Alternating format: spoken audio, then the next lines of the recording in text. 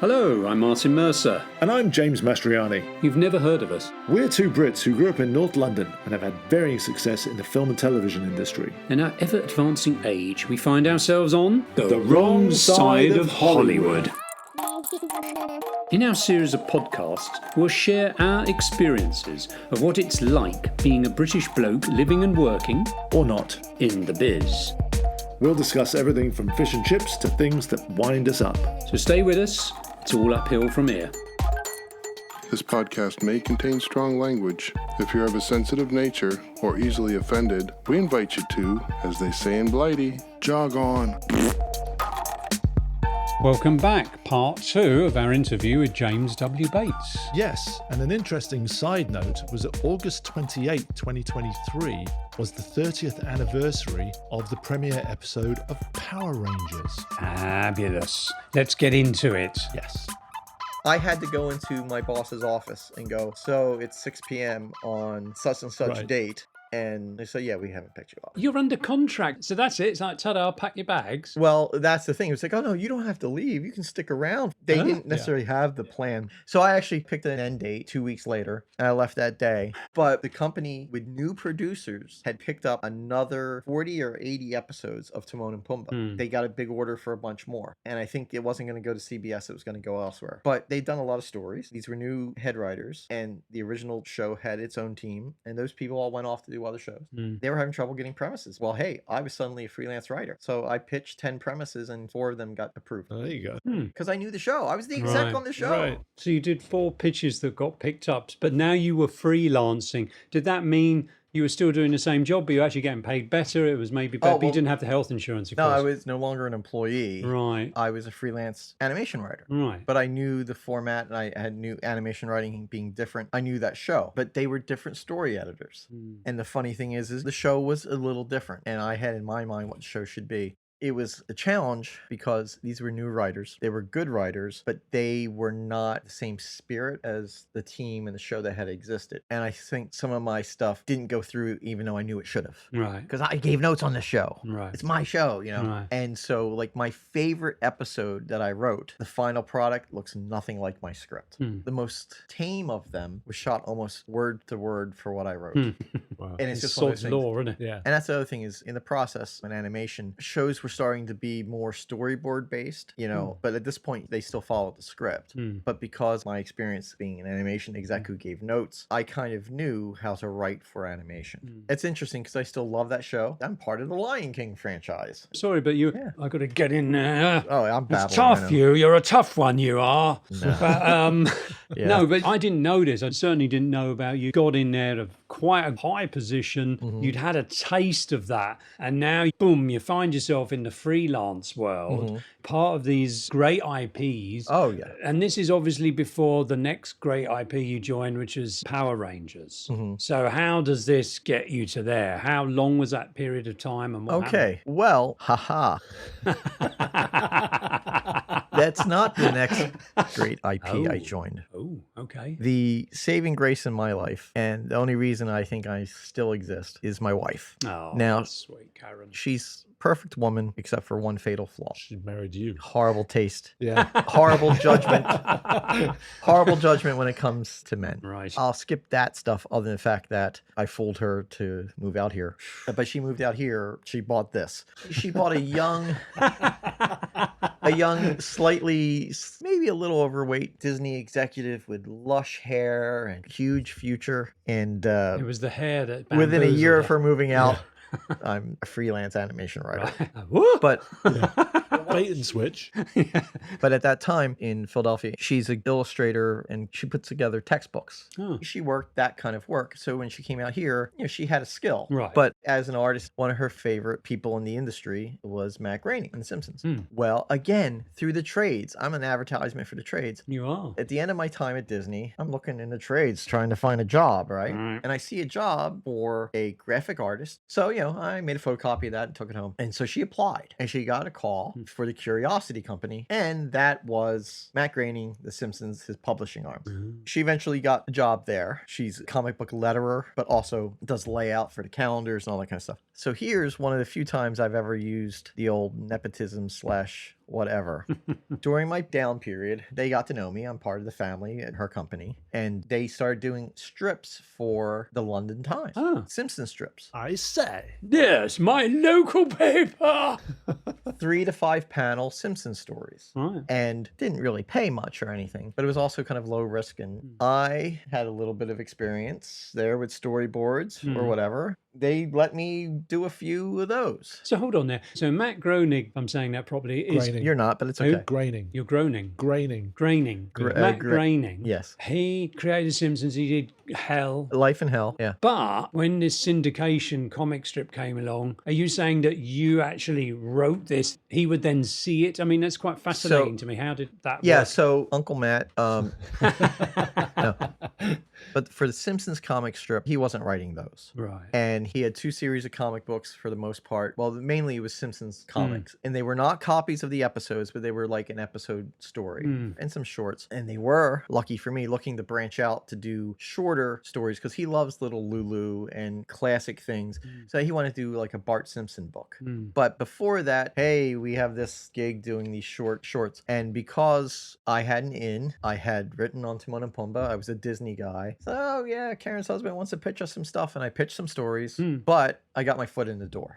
So when it came time for them to do the Bart Simpson comics, it started gelling that I was somebody that they might be able to go to. And so I had proven myself enough that I didn't totally botch it on the shorts. Again, they're not brilliant. Otto's Magic School Bus. Yes, I did it. 5-panel hilarity there. But comic books are like 28 to 32 pages generally, and these stories were 10 pages. But yeah, I ended up writing in issue 1. So I had like an 8 to 10 page story in the very first issue. Nice. And I got in because of who I knew. The old wife. Wow. But I must have done something right because over the next 15, 16 years, I did close to 40 stories for them, including full-length Simpsons books. I mean, it's a lot of Simpsons stuff, isn't it? How do you keep it fresh?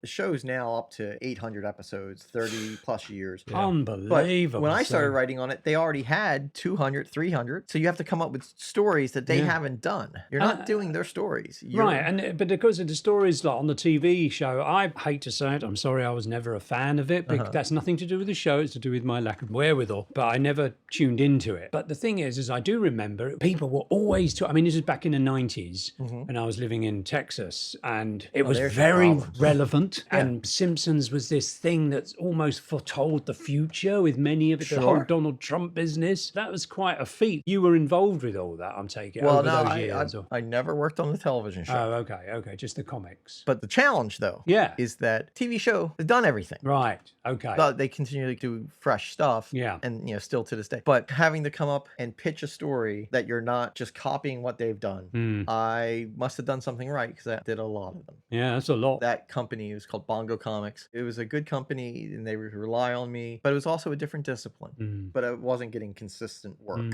And so writing my own feature screenplays again, a little bit of the comics, but the actor, William Catt, had me develop a sitcom with him. So at Disney, I told you my second year, one of the guys I was friends with, very ambitious, smart guy, his name's Brian, we would go to lunches and commiserate about our day. So I'm 2 years into my writing career, writing stuff that I'm not making any money on. And one day I'm watching True Hollywood Story about some sitcom actor, and I'm life. I get a call out of the blue from Brian, who has now been climbing the executive ladder. The way I see it is they had an opening at Fox Kids. Someone had left. They needed a guy to take over some action shows. Now, it could have been that maybe these were the action shows nobody else wanted to work on. James is nodding his head, bless him. So, can you come down? I don't know. I already have the job. I just have to meet Brian's boss. But they basically needed someone. Oh, so you weren't going down there wondering if you were going to be employed? No, I didn't know. I didn't know for sure. Oh, okay. Because remember, at Disney, I was development associate. And I was actually doing kind of a job of the manager. I just hadn't officially been given that job. Yeah. So they're bringing me in as associate director because you have to go up a level. And I'm being offered a job. And again, I had sold 2.5 features at that point. Yeah. I'm not going to turn down a day job. No. And the thing is, Kim Christensen and Brian, they knew me. They knew how hard I worked, and they were like, they needed someone. Hmm. The thing is that it wasn't necessarily their departments that I was going to work That's for. what got me. So I come into the building and I'm handed these shows, and I won't name names or anything like that. I see these shows. There are some things new to me. This is the better thing. As soon as I get into the animation writing, so much of the work was going to these Japanese shows that were being revoiced. I didn't have any experience in that. Yeah. But I was given a few of those to work on as an executive. So I had to learn that discipline. But I realized all these character names, the guy before me never cleared them. Oh. And then there was another show. It was a big show for Fox Kids called NASCAR Racers, which is kind of a synergy partnership with NASCAR. And it's very much kind of like Power Rangers without fighting monsters. But it's racers. Each one had a different color car, very diverse cast. And it was good-natured adventures. And that was handed to me too. It's just kind of boom. But the people I knew that hired me, I wasn't working with. They were on the other end of the hallway. That's strange, isn't it? But I get stuck in an office between this really great guy, Dave McDermott. Oh, yeah. Who, good lad. Dave is a giant of a man and a giant of a personality. Sweetest guy you'll meet. And then there's some British guy in the other office next to me. Oh, so he was there before you? This is where he gets bitter. Because he was there because of me. Because I got him in there. He's going to fact check later about this. Because if it wasn't for me getting him a job when he came here. Well, see, so I'm brought in as associate director off the street. I'm not going to say anyone's bitter about the fact that... I mean, you've had that twice. I mean, it's amazing to come into that position just like that. When you were associate director, straight off the street, what were you? I was manager of programming development. And the thing is, I had been Dave's assistant. Right. And this position of coordinator came up. I'd been Dave's assistant for 6 Oh, yeah, months. Coordinator. We didn't have coordinator at Disney. Right. But coordinator is below manager, Yeah. but it's a very important job. So I'd gone from Dave's assistant to coordinator in 6 months. And then 6 months after that, I was promoted to manager of programming development. And 6 months after that, James gets hired as associate director, which is next step up. And I'm like, but I had been manager at Disney. Right. So that's So why it he was wasn't brought like in. I- And also he had a degree. I told you about that. So did Guy. Well, Mr. Cranky Further education. Mr. Cranky Bitterpants also doesn't understand that the job he was in, I also had at Disney. Right. Now, in all honesty, he was working on much more successful shows. I'm sorry, can he? What? Oh, no, this is true. He did I say necessarily better? No, he was working on much more successful shows. Right. And that's not his fault. See, so this is where things get interesting. My friends, because everyone, my friends. I think James and I, this sounds bad. I was going to say yin and yang. Did you hit it off straight away? Well, yes. Yeah, I'd say we did. This is the thing about Fox Kids.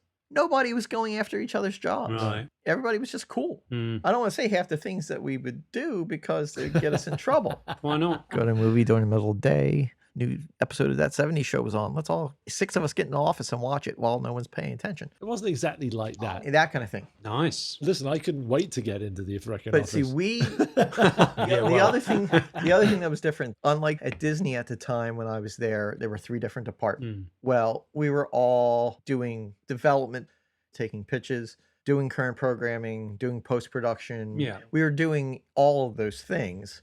So we weren't competing. Yeah. And if there was any competition, it was with Fox Family Channel, which was on the other side of the hallway. Right. And that's who Kim and Brian worked for. But I was a stranger, but I was welcomed pretty much. So here is where it becomes a Bates story. We all like each other. It's a good place to work. Happy.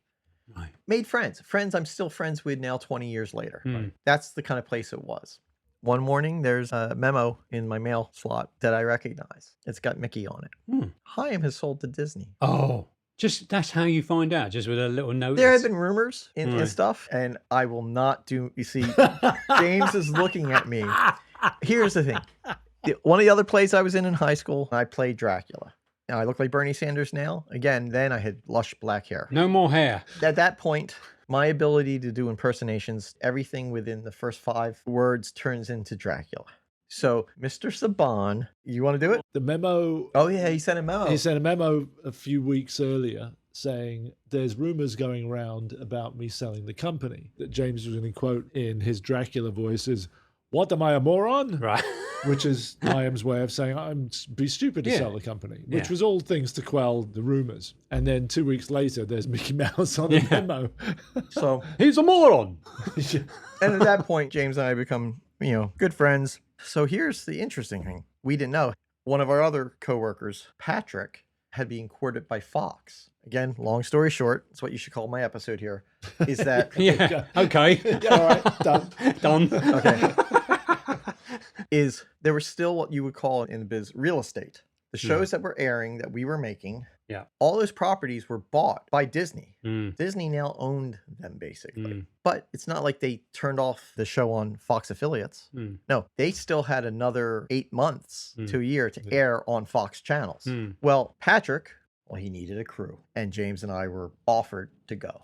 So we had to make the decision, do we go? Yeah. Well, hey, and then there's opportunity at Fox. For me, it's like, well, some of the old ghosts are still over there at Disney. Yeah, your soul's still in a closet somewhere, isn't it? It's in the animation building. Okay. Yeah, that joke's been around since 1995. I'd like to reiterate it. James likes his old jokes. So Friends basically, with many of them. Who knows? If we had stayed, we might have been retained by Disney. Right. We might not have been. Right. But we were being offered a chance to go work on the Die Hard building, which oversees the Fox lot. Nakatomi Plaza. And of course, with the carrot that we might be kept on. Right. So we both went, and of course, there was nothing there for us afterwards. There was never anything there. But that's beside the point. So well, hold on. I just want to get into that. So you were used and abused as a transition of people to just tie up the bows and dot the T's and cross the I's. Like, okay, thank you. Bye-bye. Yeah. What's interesting is I was always an animation and Disney fan as a kid. I walked through college graduation wearing Mickey Mouse ears instead of a cap. Oh, dear. I didn't expect to work for Disney Animation when I came out, but I had done the animated films in college, so I get a job at Disney TV Animation. But hold on a minute. Before Hyam sold Yes. for large amounts of money to Disney his IPs, one of those IPs was an incredibly successful show. Biggest show Right. ever in kids entertainment. Now, didn't that improve once you joined the team? Didn't that get better under you guys? Oh, I mean, well- wasn't that part of your legacy? Oh as it boy, were? this is the thing where I'm going to slightly predict that there's one way that you can have this be the most listened to episode of your podcast ever. Carry on. That is for me to let the Power Rangers fandom know that they could listen to me talk. Yes. Because there's stuff I can't talk about. Why? It doesn't do me any good, and some of it's for legal purposes. okay. I mean, I could talk about the process of making the show, but there was a lot of drama off screen. That's when I was head writer. When I worked at Fox Kids, I had nothing to do with Power Rangers, except at the very, very end when I was the final executive. I'd have to get a little check mark on a sheet saying that this passes standards and practices.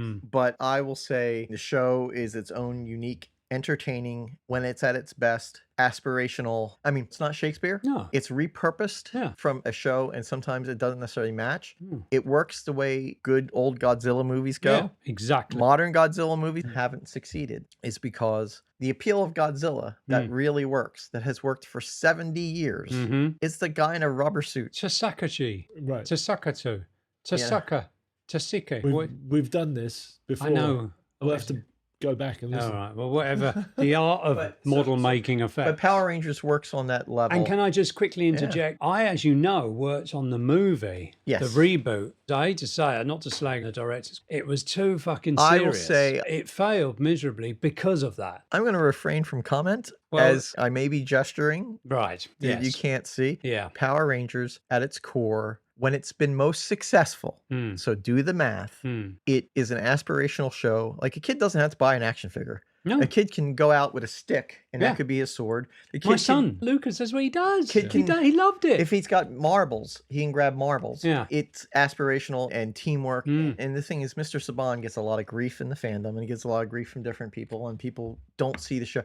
The show works the way really satisfying fast food does. Yes. And I have friends from Disney who did versions when the show went to Disney that aged it up. And it was when the biggest thing on television was the new Battlestar Galactica. Right. And so they went for an edgier tone, and they made a great show. And the viewership didn't always follow because in my opinion, what I think happened there, Disney and Nickelodeon, they wanted action shows. But I don't really talk anything about other Power Rangers series, other than the fact that the viewership on their shows, for different reasons, nothing was ever going to be as high as the days of Fox Kids before the OJ trial. The OJ trial killed all kids' TV on broadcast. Interesting. Kids would come home from school and watch cartoons or watch Power Rangers. Yeah. Dave McDermott is one who pointed this out to me. But I'll say for myself, I think it's correct. You had the Disney afternoon, you had the Kids WB and Fox Kids that would give you great shows when you came home from school, whether it was Teenage Mutant Ninja Turtles, Power Rangers, Batman the Animated Series, Animaniacs, all this kind of stuff. And then they got preempted for a year and a half while OJ was on trial with Judge Ito. Fascinating. Yeah. Really is. Yeah. And after that,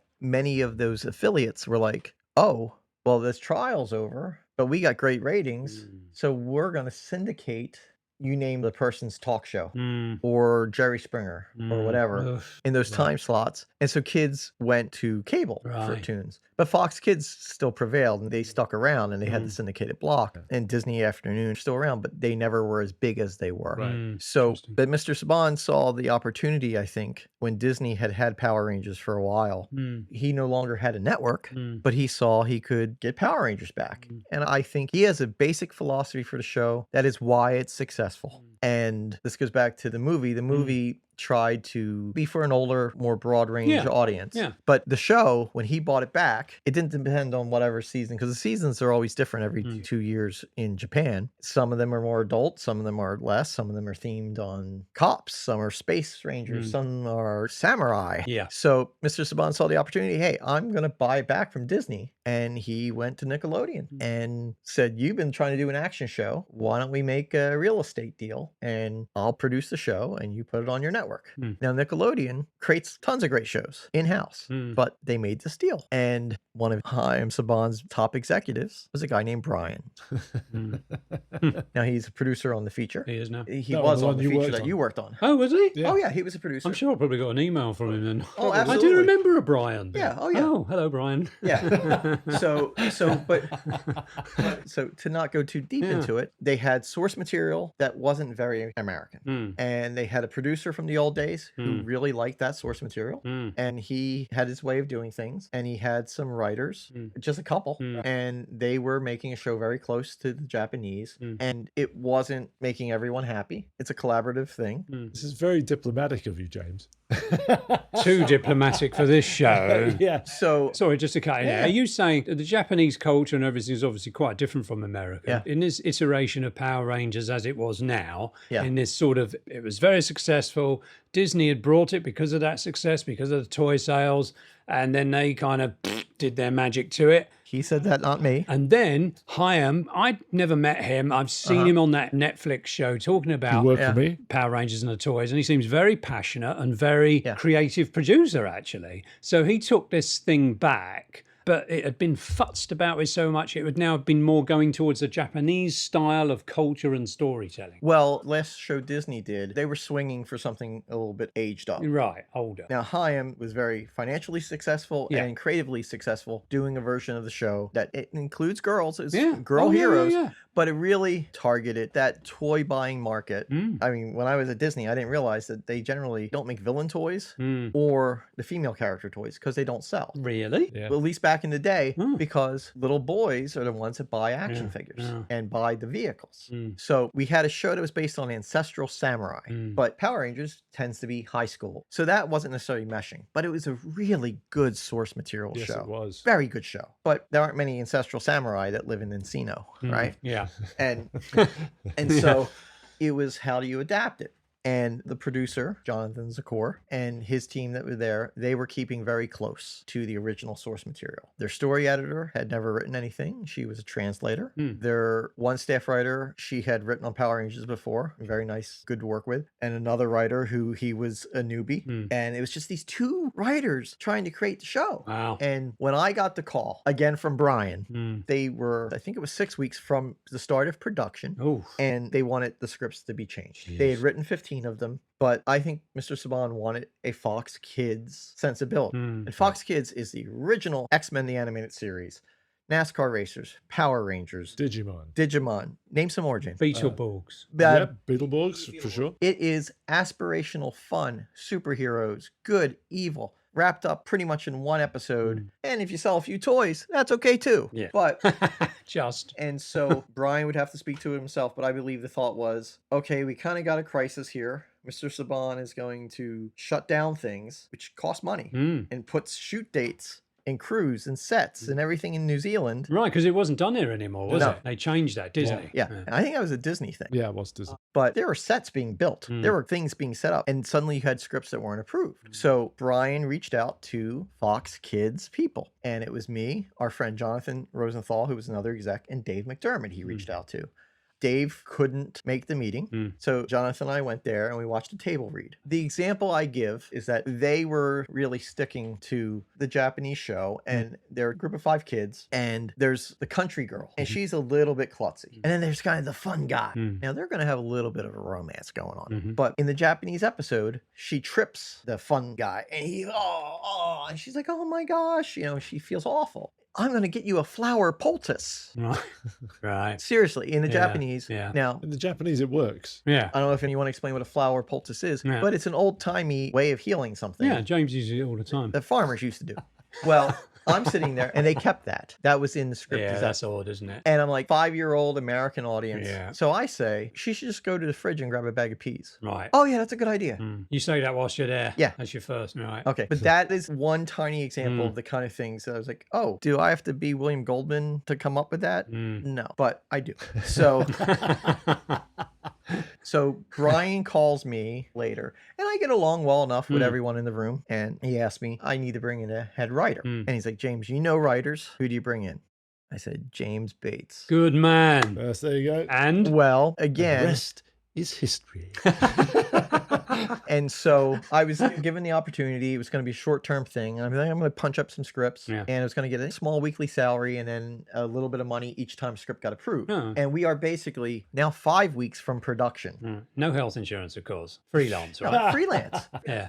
But here's the thing, and what James can attest to, but I think I was given that job like on a Thursday, and by Monday, I rewrote the first 3 scripts. Wow. That's a pretty fast rewrite. Amazing. I know what the mission statement was. It wasn't to create James Bates's Power Rangers. Right. And it wasn't to create the producer's Power Rangers. It was Chaim Saban's Power Rangers. And I knew his philosophy. But these scripts, in their dialogue, they weren't even using contractions. You cannot do that. It wasn't, you can't do that. So I did, and here's the thing. So the scripts went to Mr. Saban. And at this point, I'm still an infidel. I'm still being brought in against the current team's wishes. Really? But not against Chaim's wishes? No, Chaim was like, I need the show to get done, right? Okay. And Brian, who Chaim trusted, gave me a shot. And the producer had met me and liked me well enough to say, oh, okay, hey, if you want to force this guy on me. And so Mr. Saban reads the script, and I'm figuring, yeah, I just made $1,500. The 3 scripts were immediately approved. Wow. The show could start going into production in 6 weeks. So literally just by paying you, your genius, I'm going to say I don't use genius and you in the same sentence ever before, you've started production, you're saving money straight away. Nobody's hanging around, right? Sure. That's huge. Yeah, it's massive. So here's the thing I often will talk about on that job. Because I wanted to be, when I was 24, 25, I said, I want to be a story editor by the time I'm 28. Right. Okay, so I'm 40 at that point. Yeah. Yeah. And the latest thing I'd done, I'd written an episode of the best animated show. It was called Wolverine and the X-Men. And my episode was really well liked. This was going to get me back on the map. And then season 2 got canceled, even though it was one of the top rated animated shows, because Marvel wasn't money making. Back then. It's just that before this is during the Bush financial crisis. Oh, yeah. And so all of a sudden I come in, and remember, Brian thinks of me as the action guy. So I was right for Power Rangers. Mr. Saban is just happy. This is what I like. So, and remember, it wasn't a page 1 rewrite. It's not fair to say it was. But they got approved. So the producer's like, well, I can start shooting. Yeah. And this guy's not a total a-hole. Right. Didn't get rid of his original people, which sometimes I think that might be necessary. So they were clutching to what they were doing, which is different than what Mr. Saban wanted. But the truth is that we rewrote 15 episodes, wrote 5 new ones and did 2 clip shows in less than 110 days. Yeah. What's a clip show? Clip show is basically the wraparound. You've seen them. But hey, it's James's birthday. So you and me and James sit around with a cake. And we say, "Whew, we're getting old. Remember that time when?" Oh, and then they play a clip. And then we play a clip. Oh, clever. Yeah. So a flashback. And they were Right. holiday. One was Halloween, one was Christmas. Huh. Power Rangers Hilarious. always did that. Right. Oh, that's very good. Yeah, isn't it? it was nuts because I was coordinating the back and forth. This is where you fished James out of the tank of dissolution. Now, unfortunately, we become friends. And Yeah. Unfortunately. I've noticed in the podcast is he doesn't tout his own horn. He's lost the art of the Jedi. Yeah, but he produced some anime shows, which helped me adapt material from another market. Yeah. And at that point, James was available. Mm. And I saw that if we were going to do that schedule, and Jonathan Zakor, the producer, had known James, and he knew James had experience. And James is a likable enough guy. When you get him on the phone, you talk to him or whatever. But I said to Jonathan, I said, if you need me to work on this pace, I need a coordinator here. We Right. had a script coordinator in New Zealand, Right. but that's a whole different thing. Yeah. That's actually more of the production arm. I needed someone who's going to manage the scripts, not just read for typos. James got the gig and he did everything from finding footage, doing some editing, Yeah. the glue that really kept things together. You worked really hard, didn't you? I remember Yeah. that. Well, that's the thing is and because of the nature of the schedule And because of the time difference too. and the fact that I would be working on 11 scripts at a time, Yeah, I remember that. writing, story editing, developing, synopses, finding footage, figuring out. And ADR. And ADR on producer cuts, sweetening. And the thing is, during my time there were times where I was working on 3 different seasons at a time. Wow. Because of the schedule. I was working 70-hour weeks and James was working 60-hour weeks and on call. And he could tell you stories about me sitting there with my head down on the desk, waiting for the producer or the execs to call. And they barely agreed on things and I would have to fix things. But I still have people on social media every day talking about how horrible our show was. But I believe our seasons are the highest rated seasons in the last 20 years. There's a Time magazine article about the financial success. And the truth is that doesn't make us the best series. Doesn't make us the worst series. No. But we had a mission statement to make Mr. Saban show. Right. And it was weird because we didn't get a lot of interference from Nickelodeon. Other than once when I wrote the kids going for ice cream, because that's what our producer liked to have them to celebrate, and kids might get fat, so we had to change it to froyo or celery or something. No. Yeah. Oh yeah. Oh dear. After they save the world, they're not allowed to have ice cream. Wow. Yeah. But I'll say I have nothing negative to say about Mr. Saban. The producer and I butted heads because of our schedule and our philosophies and things like that. But I eventually left. Right. And I left because I was kind of forced to. I walked away because people I was working with were being treated poorly. I was also. And I said, we need to talk about how things are going. And it was used to have me leave that job. Yeah. James gave me one compliment, and it was when we were working with someone Who shall not be named. who, no matter what I did, this person out of the blue would be contrary. And I told her what our schedule was like. And James is in the trenches. I was sniffing the underpants of success a little bit more. I was above the line. You might have even have wrapped your head in there. So even in my 70-hour weeks, I was making a good living and I was kind of in charge. Yeah. And this person, James went to her and said, "Why do you do this?" And he told me later, much later, she knew it. Oh yeah. Right? And she said, I can't help myself. I said, he's really good at fixing things. And you go in when everything's right and Jonathan has agreed it, and you turn around and you throw in your little sprinkle of doubt and everything goes to shit. and it And I did. said, we're in a time crunch here. And the thing is that there was no conviction. And the truth is that She was a the truth is Yes. that she was not the only one. I one of wasn't- many. I wasn't there much longer, but our boss, as soon as she said something, it was like a dog whistle. And Why so, was that? No idea. but the gist of it is that I was gone shortly after for many reasons. Yeah. The point was I wasn't writing what I wanted to. I was writing what I needed to. You're doing a job. The job was to fix what we could Yeah. on that particular production Yeah. because it was done a certain way and we were repurposing and we had a schedule. I was getting notes from upwards of 13 people. Yeah. That included Nickelodeon, standards and practices, which thankfully we never had that many issues. But then Mr. Saban, and if there's a room, there's 20 of you in it. With Mr. Saban, he has 21 votes. Yeah, of course. But then my boss, who liked the Japanese material and wanted to stay close to that, this person who, no matter what I said, if I said the sky is blue, no, it's whatever. Teal. Yeah. And so my job wasn't to write James Bates's show. Yeah, My got it. job was to write the show that I was being given, and that's part of the job. And you have to be collaborative. And you know what? I'm not always right. No. I am. Shockingly. And I really can't say much more about the Power Rangers experience that I get myself in trouble. But I was that knot in the middle of the tug of war. Well, I was going to say, you're in the middle of that. Yeah. Constantly. Right after that, within 2 years, I was writing on Lego Star Wars. Gwen Stefani had a really fun cartoon. I wrote a bunch of episodes of that. I was working pretty consistent. But even after I left Power Rangers, they kept me on to oversee some ADR stuff, and they had me write some episodes. Okay, here's another fun thing is one of the things when you're adapting a show is you got all the source material. You don't do every episode. And so when we were developing this new series, which was mixing 2 different Japanese shows together. Is it still in the Power Rangers Yeah. realm? It's Power Rangers, Yeah, yeah. it's Power Right. Rangers. It's mixing 2 different power, and they're completely opposites. And one show I didn't care for, and the other show had its own challenges, but it's considered like the best show they ever did. We're talking about the best show the Japanese ever did. Best show the Japanese Yeah. ever did. Because of the way we had to mix things together, American audiences consider it the worst series ever. Oh, Just this week, it was said that I should be put in jail for the work I did on the show. somebody said that. Oh, yeah. Harsh. Yeah. Back when I was on the show, I was impersonated on the web boards. But one of the few battles I won in that development room, there were 5 episodes of, let's say, there was Samurai, and then there was one that was kind of Guardian Angels, and there's Space Pirates. Yeah. I won't go into all the Japanese stuff. I've seen the Space Pirates, man. That's considered like the best show, maybe, that they've ever But that done. was also their 40th anniversary. 40th anniversry, and it had all kinds of stuff we couldn't do. But what I'm going to say, the second season of Samurai is called Super Samurai. That's when I had the most influence, and I still had to do it in 140 days.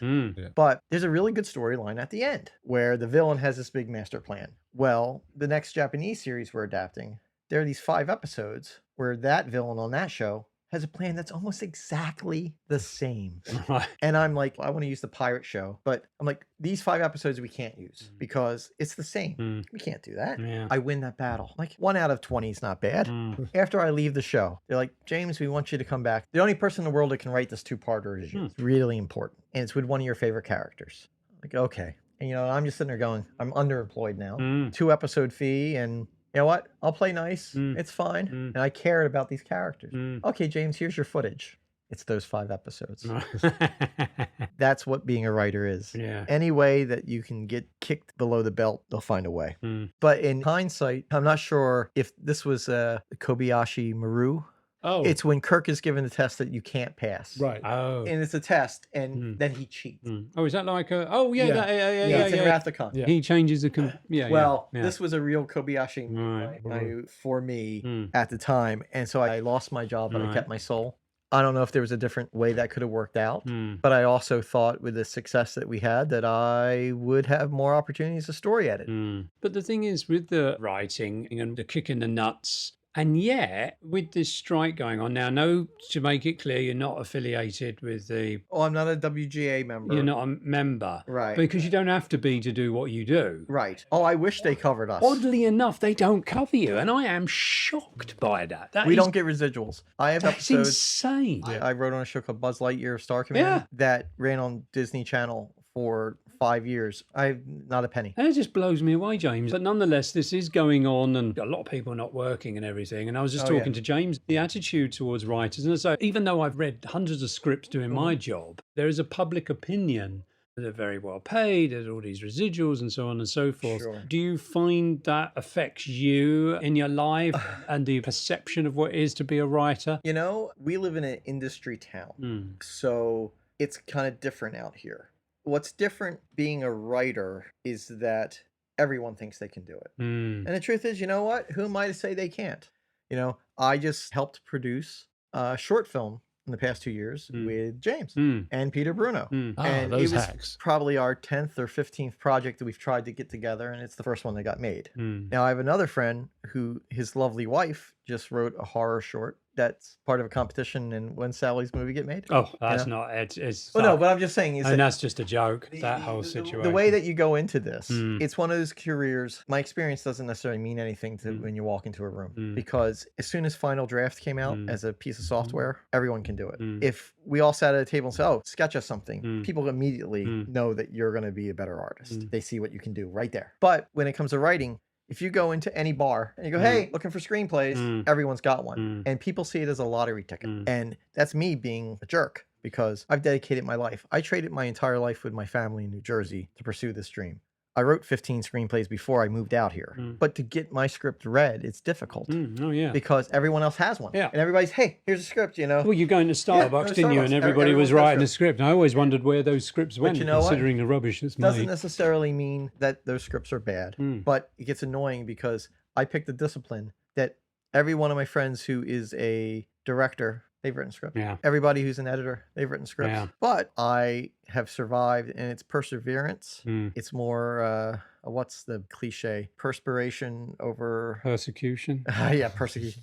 Yeah, but no, perseverance and... 1% inspiration, 99% perspiration. That's the saying. Ding, ding. I thank you. That's it. Martin Mercer, everyone. So here's the thing, though, is that I know what I do and the effort I've put in, and this is the avenue I've chosen. And it's the avenue that kind of chose me. And there's a lot of us out here that are Peter Pans. Right. What do you mean by that? Most of my writer friends are definitely Peter Pans. James, you're a Peter Pan. How'd you figure? You don't look young anymore. We're chasing the stream and we're kids at heart, and I should be selling insurance and writing scripts on the side. But no, I'm a writer. No, it's interesting you say that, just to interject, because from an artist point, a so-called artist. And that's not an insult to insurance salesman. No. That's an honest job. It's a skill. But I've basically given up the comfort and the idea, but it's not out of laziness. It's because there's something that I do and it's my calling. And see, this is the thing, I can hear my wife's eyes rolling. You know, just because, you know, it's like la-di-da, you know, whatever. But the Peter Pan thing is, this is what I do. This is what I am. Right. And so if the business doesn't have any use for me, and now that I'm old, and we haven't gotten into other reasons why I couldn't necessarily work a lot of honest jobs, some health issues or whatever. A bit touchy, that, but unfortunately. there are things I'm really, really good at, and I found one, and it's just getting past all those people at Starbucks who are doing it as a lark. It's very hard to differentiate yourself just to get read. But also, are you in the right time, place? Oh, yeah. The right, how can I say, atmosphere of the employers in Hollywood? What are they looking for? Sure. It's not even if your story fits. It's if you fit, ideological photo fit of what that writer should be, Sure, or from, or wherever, and you know. The thing is, I don't know necessarily when it comes to your craft with storyboarding or even just like set decorator or a costume designer. It's different when it comes to scripts, because when it comes to like a costume designer, I think there's a lot of them that they're not all 25-year-olds. They're not all flavor of the month, and they physically can show you something right off the bat or do something. This is using that as an example where, well, I think they're all very competitive. I mean, certainly from storyboards, you can look every day and go, look at that guy, look at that girl, look at what they can do. It's just incredible artwork. It's about who you know. It's about mates helping you out. Yeah. A lot of it, certainly in my career, mates helping you out. No, absolutely. And that's the thing is, I've had a rough patch recently. Pandemic didn't help, where people that have hired me again and again as a writer either retired or they have a show that is a staff right now that there's no slots open. There used to be more freelance opportunities than there are of late.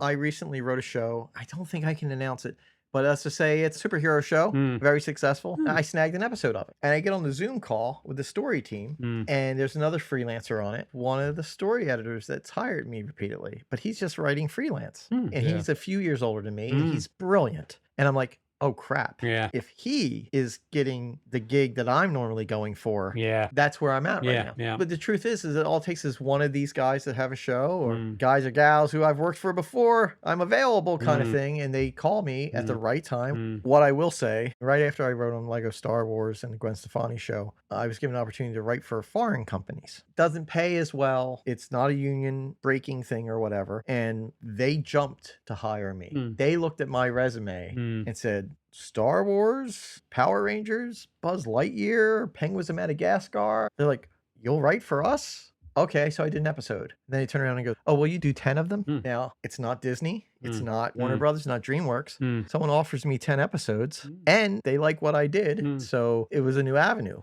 And I ended up writing a third of that entire series. And so that's been an interesting new thing where some other countries, I've never been asked to write anything that goes against my political or democracy or, or things, because I would have a problem. But would you, to survive? Probably not. And in the 10 years, I've only had one chance, and that was developing a show. And that could have turned into another big gig. And the show just didn't go. Yeah. And that happens. Unfortunately, yeah. Yeah. I have a friend of mine who's a screenwriter, and many, many, many scripts have been written. Oh, I mean, to write a script, I mean, I can draw boards and it'll do a drawing, and it's not that tough, but to write a screenplay and then it just goes poof. And then worse, that idea can drift into somebody else's. Oh, the script I've had optioned 7 times. Sexy horror one. It's because there's a raw energy to it that's very producible. Yeah. It was a company that did genre, low budget, sexy movies. Yeah. And the boss went to Europe. He came back and said, I'm changing the whole company. We're going to do children's movies now. Oh my God. Right. I had a deal, and at that time it was $26,000. That was FU money. Nothing to sniff at. Yeah. But this is 1995. I mean, this was going to happen. I mean, it had a famous Hollywood guy's son was going to direct. Really? Rock and roll star's girlfriend was going to be the actor. And the thing is, it's a fun script. You know, it's kind of dated now, and it's not very PC. And it just didn't happen. And a version of it got made by someone who stole it from me. Oh. But you never pursued that legally. Oh, my career would be over. I had a major company steal an outline from me recently. Right. And my wonderful agents found out about it. And I ended up getting a story credit and a little bit of money. But I won't say anything more about it than that because it's just a stinky situation. And that happened to me one other time where something wasn't stolen. It was borrowed. You do 160 episodes, you're going to have some experiences where someone is doing something and they might not even be doing it because they're evil. Yeah. They're just doing it because they don't have a moral compass or the production needs it to be done. And you're a little fish. Got any thoughts about this whole AI chat GPT, Oh, gosh, all this situation? You know, it's fascinating. I have received some inquiries, probably generated by AI, Right. from companies. I'm looking to make a film about the end of man. I think these companies through LinkedIn, right? Yeah. It might be through LinkedIn. They're sniffing around people like me who've done adaptations. They see I've worked on 38 different shows. Right. They don't flat out say it, but it's kind of like, help us replace you. Yeah. Or we're going to give you something that Skynet has written and you just do a polish on it. You know? So what's funny is I had dinner with one of those college friends, and he's got a buddy back in Jersey who loves Jaws. We all love Jaws. It's a big part of your podcast. Good And he show goes, on about in Broadway at the moment. He said, oh, you got to tell you, this is what I did. I guess it was chat. Yeah, chatbot. GPT. It must have been chat. Yeah. He basically said, write me a sequel to Jaws starring, and he named his buddy and his buddy's kids. Yeah. And it did a 3-act outline. Yeah. That wasn't that bad. Yeah. And then he goes, add in Uncle, and he named himself, who comes in to save the day. Yeah. Yeah. And it gave him a whole outline that you could write a feature to. Yeah. And how long did it take it to do that? Seconds, James. Seconds. We did it. Me and Sal, we tried it. I gave him a story outline from a story I had, and it just did it like that, like a typewriter on speed. Because here's what it's doing. It's just sourcing other people's actual work. Of course it is. Yeah. And It's plagiarizing. How else? I haven't messed with it. What I did mess with was I got the free invite to one of our artist friends who's a legendary comic book and animation artist. Yeah. He said, look what I did on this. Yeah. And he put in the basic, and I didn't know. Probably in his style. No, he said, this is what I put in. In a style of an 80s comic book, a cover that features this and that, you know, that kind of thing. So I said, you know, James, Peter, and I made that short film. We have another one we'd like to make. We should do a press kit in case we meet someone who's willing to invest. We can show them the movie that we already made and how we made it on a low budget on an iPhone. Basically, we can use the press kit we use for that, but then we just add in the new script, something I wrote. But you know what? For the press kit, we have the poster for the movie that we made. We just need art of a couple characters, a couple funny situations. So I said, let me just type that in. Yeah. I'll tell you this. They can't do humans yet. The Well, humans what all one are you look like using? characters. Are you using Midjourney? You have to use the ones you pay for. No, this was a free one. Yeah, This you're was a free never one. going to get it. My sister tried it with the free one. You will not get. Yeah. You have to pay for it. Midjourney and DALL-E, and you have to pay the subscription. Then you will get. When I got more conceptual with something, did an okay job. But anything with humans, it was strange because they all looked like victims either in The Ring or in Grudge. The Grudge. Yeah. Well, they do. Every time you look at the images, there's this very sort of forced kind of photo real, but it's kind of made of spaghetti. It's very strange. the But that eyes- will change. The eyes, Give it a year well, or that's, two. And that's I That's realized. the problem. Right. And the thing is, it was like, oh, we'll give you 30 attempts for free. And then the next day, oh, no, you can have 100 attempts. I'm helping them. Oh, yeah. Develop it. Anybody who subscribes, this is an announcement. You subscribe to that, you're paying them for scalping, which is what they did. Yeah. They're taking existing artwork, Yeah. throwing it into an algorithm. And I've seen friends on Facebook, makeup artists. No, look at this AI art I did. And it's just like, no, you didn't do it. Sorry, you might have airbrushed over it a bit Oh, with that's the thing is- Photoshop. You didn't do it. No, I okay? did. End of. We haven't even talked about the fact I'm a crazy cat person. I have one cat that's very photogenic that everyone loves. He's this particular kind of cat. So I put in Norwegian forest cat with a fish in the style of the Dutch masters. And it gave me 4 different versions. And they weren't bad. No. Because they weren't humans. No. So they added in dust color, like he's the beige, tanny Yeah. type color. And it had one where it gave him a fork and a tuna can. Right. And that's funny. Yeah, it is. I was like, oh, that's good. Yeah. I like that. Yeah. And I posted them saying, I'm testing my replacement. Did you? There it I is a forgot while to ago. dislike them because Yeah, they're no, AI. no, exactly. But that's the thing is that the more you learn about AI, and so this is one of the things about the strike. Yeah. If you remember the 2008 strike, the big thing then that we kind of saw coming was streaming. Yes. Writers' pay has been based on a simple model, and it's a model that helps producers, where you do get paid when you do the work, but you don't get paid fully what you're worth. What you do on the back end, you get residuals. So if the show's successful, if you wrote 5 episodes of Big Bang Theory, you never need to work again. Yeah. But when it comes to being a writer, technically, I guess in the paperwork, it's for network or even cable. Maybe the strike from 1983 covered that. Streaming's not part of it. And so the companies now are messing with that rather than just saying the whole pay model has to change. So if part of the pay structure that the WGA has negotiated is treatment. Treatment is, for anyone who might not know, that's your outline written as a narrative form, not just bullet points. Yeah. Well, you know what? As a producer, I know the bullet points that I want because I'm the producer, right? Why do I need to hire a writer to write the treatment? Let me put the bullet points in the chat. Yeah. And that writes it. And you know what? Your log lines and all that. It's going to write you a 20-page narrative version, like the short story of your movie. And you know what? Yeah, it's not quite right.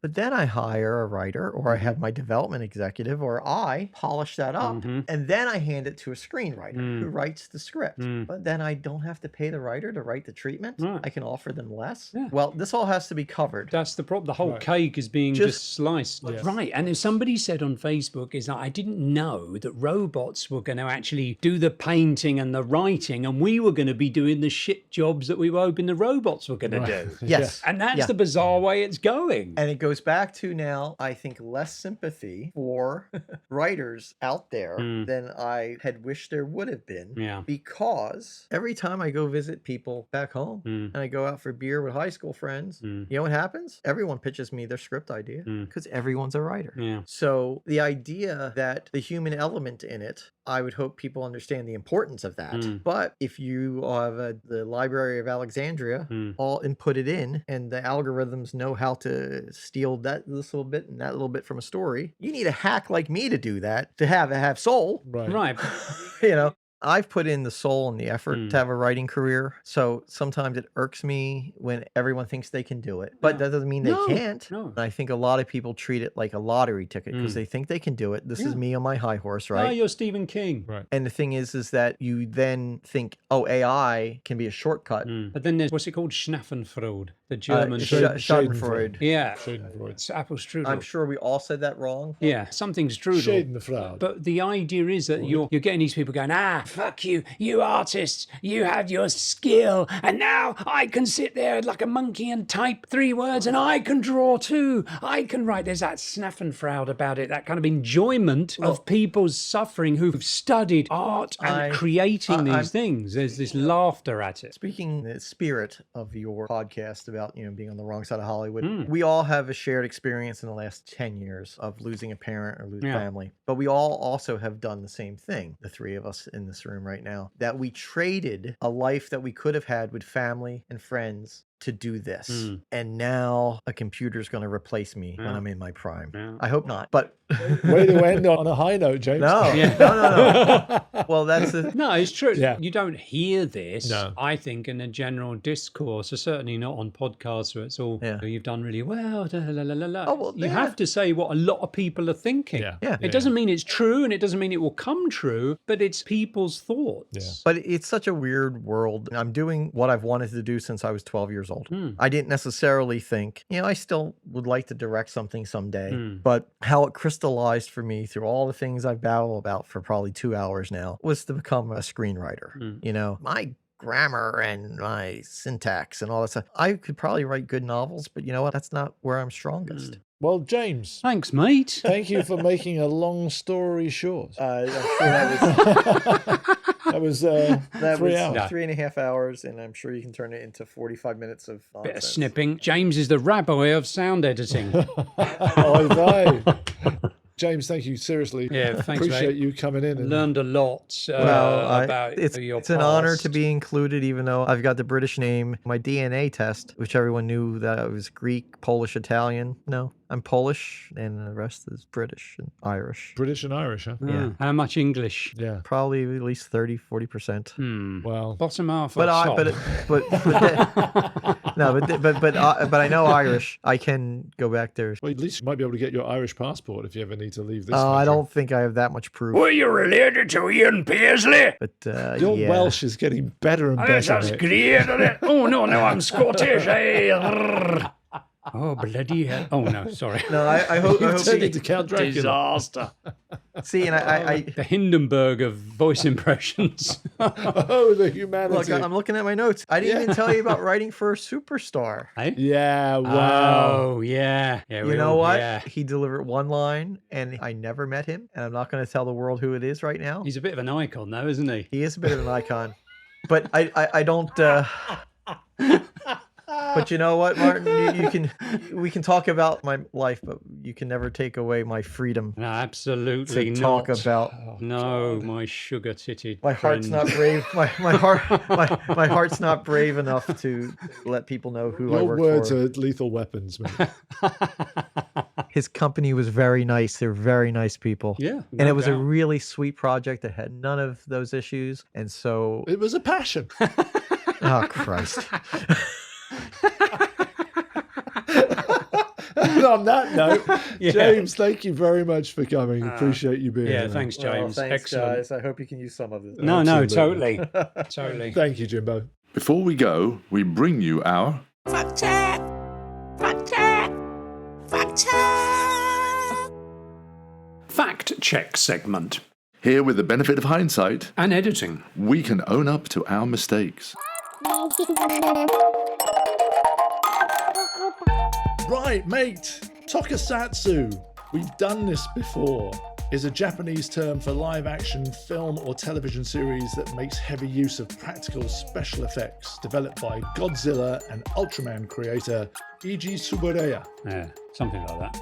And Martin, Yes. Schadenfreude is the correct way to say the word, apparently. I'll probably have some German friends chime in on this. But it means to seek joy in other people's misfortune. I think we all do have a little bit of that little titter at somebody else's upsy daisy. I know. Yeah, That's what makes life worth living, isn't it? it does. It's not nasty, it's just, fun. See you next time. Cheers, mate. Bye. Bye.